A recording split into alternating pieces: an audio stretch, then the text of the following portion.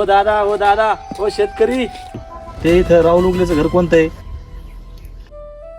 ए दादा, आज तुला पाहुणे बघायला येणार होते ना, ते चिकन. अहो पाहुणे, मीच येतो, या ना.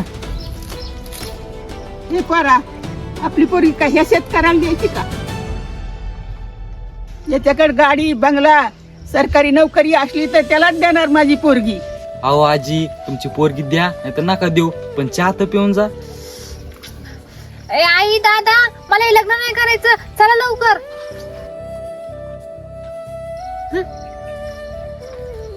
माझी पोरगी का अशा शेतकऱ्याला देणार आहे का? चल रे पोरा. हा चल चल रे दीदी.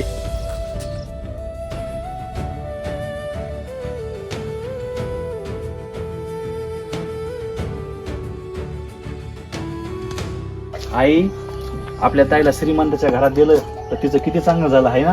हो रे पोरा. येत चल. तुझ्या आई वडिला जेव्हा पैसे घेऊन ना तेव्हाच घरामध्ये यायचं.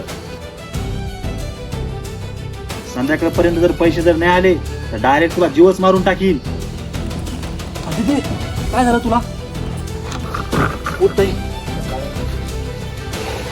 पोरा, पोरा पाय पडते, आपल्या पोरीला हारू नको.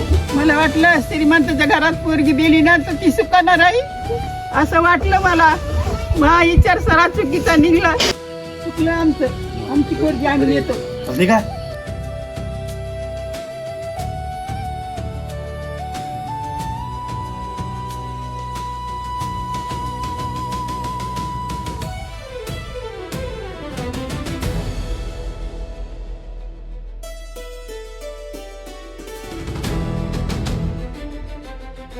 हो आजी, ते भिकाऱ्याचं रान आहे ना, ते आम्ही पोटच्या पोरावानी जपलंय.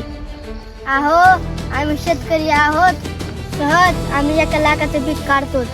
मला माहितीये तुम्ही तुमच्या मुलीला तर हाताच्या पोटासारखं जपलंय. एक गोष्ट लक्षात असू द्या, गजम्या तुमच्या मुलीला सोन्याचा घास नसता खाऊ घातला, पण या रानामध्ये कष्ट करून नक्कीच तिला सुखी ठेवला असतं.